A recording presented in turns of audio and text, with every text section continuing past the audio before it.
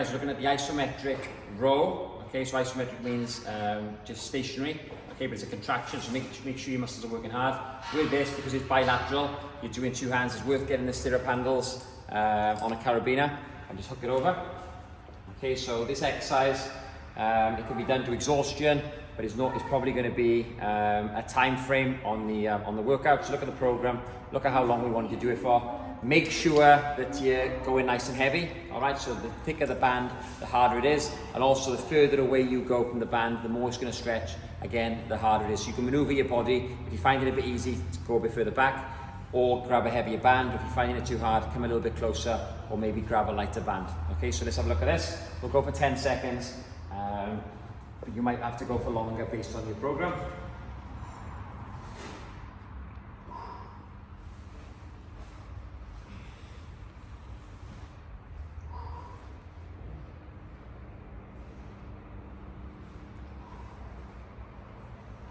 Okay.